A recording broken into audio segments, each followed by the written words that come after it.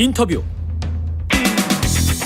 여러분은 지금 KBS 1라디오 최경영의 최강시사와 함께하고 계십니다.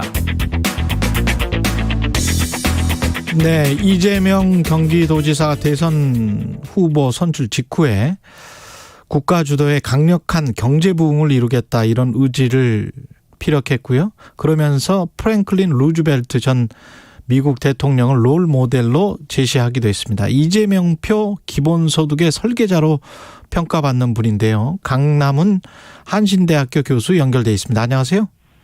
예, 안녕하세요. 예, 교수님 오랜만에 뵙겠습니다. 예. 예, 반갑습니다. 예, 반갑습니다. 지금도 캠프에서 계속 활동하고 계시죠? 예, 기본소득 관련 정책을 자문해드리고 있습니다. 예. 그 관련해서 지난번에 한 2달 전이었나요? 제가 이재명 후보 인터뷰를 할 때는 그런 이야기를 하시더라고요. 기본소득과 관련해서. 예. 실험적이고 군 단위로 지방자치단체부터 차근차근 하겠다. 한꺼번에 다 하지는 않는다. 뭐 이런 이야기였는데 그게 지금 현재 캠프의 입장입니까? 아니요. 그런 건 그렇게 하는 방법도 있다. 이렇게 말씀하신 걸로 해석해 주시면 좋겠고요. 그렇게 하는 방법도 있다. 예. 지금 공약은 이미 발표된 게 있거든요. 예. 그 공약은 뭐죠? 예, 전 국민 이렇게 100만 원씩 기본소득을 임기 내에 드리고요. 예.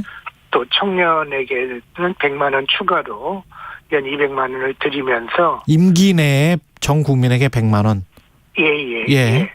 그리고 청년들에게는 100만 원 추가. 따로. 예. 그리고 농민들이나 아까 말씀하신 게 농민이나 농촌 기본소득에 가깝거든요. 아, 군 단위로 실험을 해보겠다. 농촌 단위, 아마 면 단위겠죠. 예.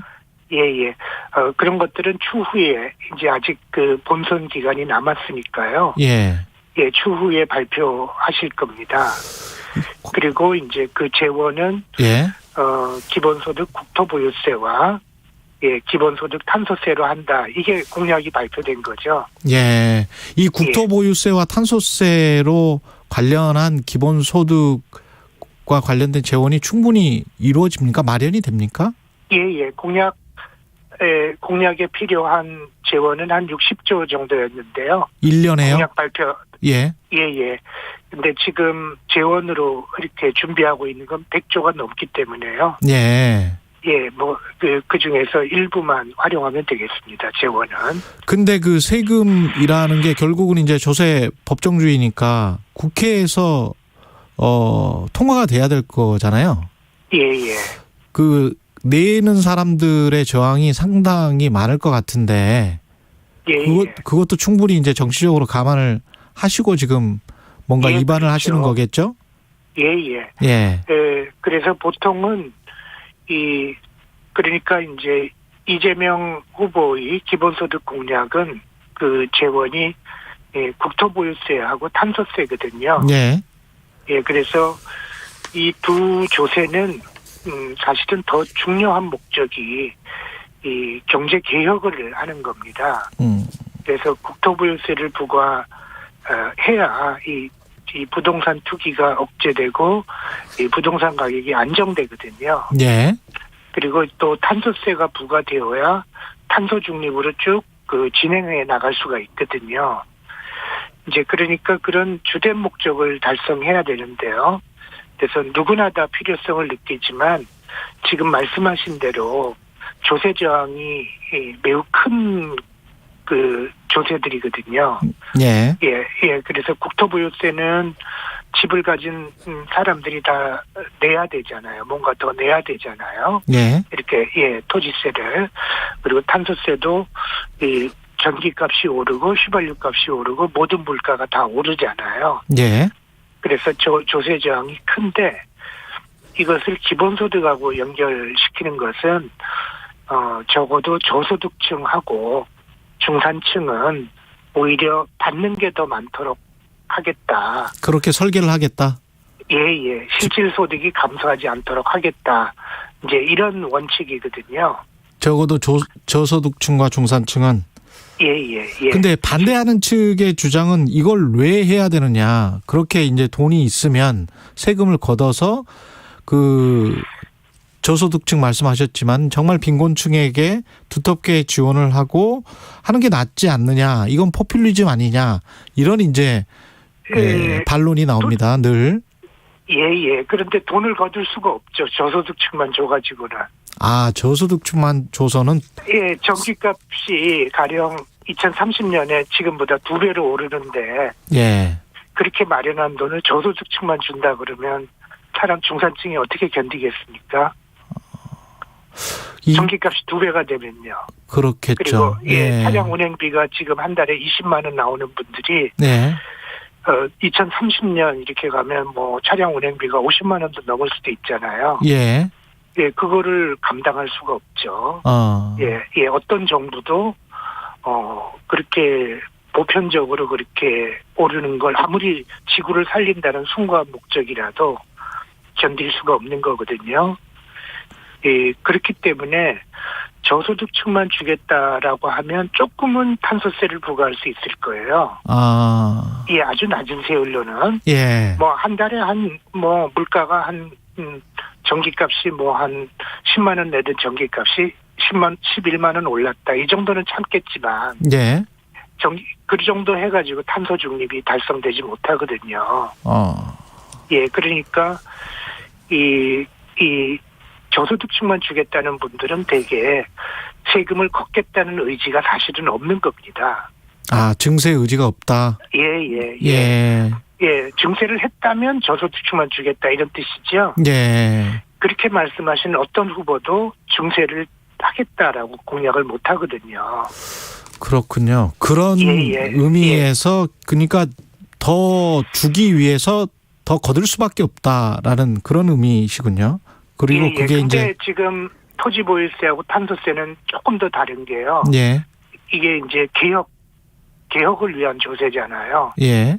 그게 없으면 부동산 투기가 잡히지 않거든요. 국토보유세나. 국토보유세가 있어야 부동산 투기도 잡힌다.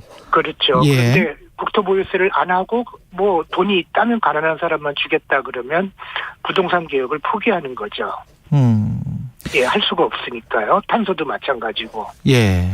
예, 그래서 이 목적이 재원 마련이 아니고요. 국토보유세나 탄소세는 그 자체로 목적이 있는 거예요.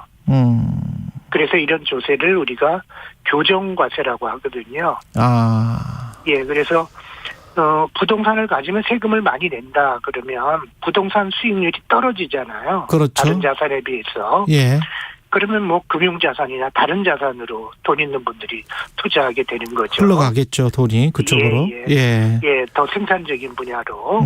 그다음에 탄소세를 부과하면 탄소가 비싸지잖아요. 예.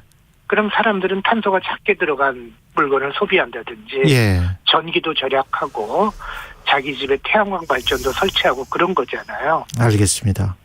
더 내야 되는 세금을 다른 분야에 쓰는 것보다 꼭 이렇게 기본소득에 쓰는 게 경제적으로는 낫다라고 지금 생각하시니까 강남훈 교수님도 이런 주장을 하실 거고, 그렇죠? 예. 이것과 관련해서 그 루즈벨트를 언급한 거는 어떤 서로 연관성이 있습니까? 그렇죠. 루즈벨트 대통령은 세계 대공황이라는 시대적 과제를 맞이했잖아요. 예. 그래서 시대적 과제를 해결했고요. 그런데 이재명 후보도 지금 시대적 과제가 이 부동산 투기를 막아야 된다. 우리가 이렇게 지대추구 사회를 개혁해야 된다. 그다음에 탄소 중립을 달성해야 된다라는 대공황 극복에 못지않은 시대적 과제를 가지고 있거든요. 예. 그리고 루즈벨트 대통령은 그 시대적 과제를 가난한 사람들을 도우고 부자들에게 더 세금을 많이 걷어서 그런 방식으로 이렇게 복지를 늘리고 그런 식으로 해결했잖아요. 예. 예, 노동자들의 그 노동권을 보호해주고요. 새로운 복지 제도를 도입하고요. 예. 그래서 이재명 후보도 자신도 그걸 본받고 싶다라고 하는 거는 기본소득 같은 기본소득이 있는 복지국가라는 새로운 제도를 도입해서 이 과제를 해결하겠다. 그리고 억강부약 그러잖아요. 예. 예, 바로 그러한 정신으로 시대적 과제를 이렇게 해결해 나가겠다. 이런 뜻으로 아마 늘 이렇게 마음에 두고 있는 것 같습니다. 국토보유세는 우리 국민의 몇 퍼센트나 내게 될까요? 모든 집을 가지고 토지를 가진 모든 분들은 다 그 국토보유세를 다 내게 되고요. 예, 지금보다 그러면 세금 부과가 훨씬 더 많이 되는 겁니까? 어느 정도 되는 걸로 예상을 하세요? 전체적으로 한 30조 원 정도로 예상하는데요. 예. 뭐 그거는 나중에는 이제 국회와 이제 그 논의를 해야 되겠지만, 예. 그 정도로 예상하고 있습니다. 이제 그렇게 되면 그걸 기본소득으로 나누면 전체 가계의 한 80% 내지 90%는 이렇게 국토보유세 내는 것보다는 그걸로부터 기본소득을 받는 금액이 많아지도록 그렇게 설계를 준비하고 있습니다. 그러면 지금 이제 국토보유세와 탄소세 같은 경우도 이제 기업들에게 많이 부과가 될 거란 말이죠. 그리고 사실은 그 토지도 기업들이 많이 가지고 있지 않습니까? 예. 소수의 부자들뿐만이 아니고 기업들이 굉장히 많이 가지고 있는데 이게 경제적으로 어떤 반작용, 부작용이 일어날 가능성 이런 것들도 좀 염두에 두고 계십니까? 혹시 소비가 더 그쪽 분야에서 더 안 된다거나 뭔가 임금에 뭔가 부담을 더 지워버린다거나 기업들이 그러니까 깎는다거나 뭐 이런 가능성에 관해서는 염두에 안 두시나요? 그 국토보유세하고 탄소세는 이렇게 작용하는 방식이 매우 다른데요. 예. 효과가. 예. 예, 국토보유세는 토지가 공급이 고정되어 있거든요. 예. 예, 그래서 그것이 이제 가격으로 전가되기는 거의 불가능합니다. 예, 그런데 탄소세는 거의 대부분 가격으로 전가가 됩니다. 아. 예, 물가가 다 오르는 거죠. 그렇죠. 예. 그래서 탄소세는 그러니까 국토보유세는 토지를 가진 사람이 전적으로 거의 대부분 부담하게 되고요. 예. 네, 그다음에 탄소세는 거의 대부분 소비자가 부담하게 됩니다. 기업 부담이 아니라요. 예. 예, 그런 효과가 좀 다르고요. 예. 그런데 국토보유세는 법인 보유 토지가 너무 많이 늘어나고 있는데요. 그게 이제 투기적인 용도로 많이 보유가 늘었거든요. 그렇습니다. 예. 예. 그래서 생산적인 용도로 사용되는 부분은 현재보다 부담이 늘지 않도록 하고요. 그래서 예, 아까 이제 교정과세 말씀을 하신 거군요. 예. 예. 비업무용으로 하는 부분에만 이렇게 부담을 이렇게 시키려고 하고요. 탄소세는 소비자 가격으로 다 전가되는 게 사실은 탄소세의 목적입니다. 예. 가게 탄소를 들어간 게 비싸지게 만드는 게 목적이거든요. 그 자체가. 그래서 기업 부담분보다는 이제 소비자 부담분이 크고 바로 그렇기 때문에 효과가 나는 거죠. 예. 그 마지막으로요. 후보가 수락연설에서 부동산 대격에 관해서 굉장히 좀 집중적으로 이야기를 했단 말이죠. 예. 짧게나마 어떻게 할 수 있습니까? 지금 현재 불로소득이랄지 빈부 격차가 다 자산으로부터 발생을 하는 것 같은데요. 예. 그 불로소득을 줄이면 투기가 잦아들고 가격이 안정되거든요. 예. 그래서 불로소득을 줄이는 가장 확실한 방법은 국토보유세입니다. 정부가 보편적인 국토보유세거든요. 그래서 보편적인 국토보유세를 쓱 빼고 나머지 정책으로 해도 효과가 없다는 게 드러났고요. 그래서 그 보유세가 가격을 안정시키고 그 자금을 부동산 시장에서 생산적인 분야로 흐르게 한다. 이렇게 말씀드릴 수 있겠습니다. 지금 현재 있는 재산세, 종합부동산세에 더해서 국토보유세를 하나 더 하는 거죠? 세목을 하나 더 넣는 거죠? 예. 그 현재 재산세 토지분이나 이렇게 이 종부세 토지분은 다 이렇게 차감하거나 이렇게 없애거나 이렇게 할 겁니다. 그렇게 하면서 국토보유세를 통합하는 건가요? 예. 토지분은요. 예. 알겠습니다. 오늘 말씀 잘 들었고요. 강남은 한신대학교 교수였습니다. 고맙습니다. 예, 안녕히 계십시오. 예, KBS 1라디오 최경영의 최강시사 1부는 여기까지입니다. 잠시 후 2부에서는 정치백신 더불어민주당 강병원 최고위원 나옵니다.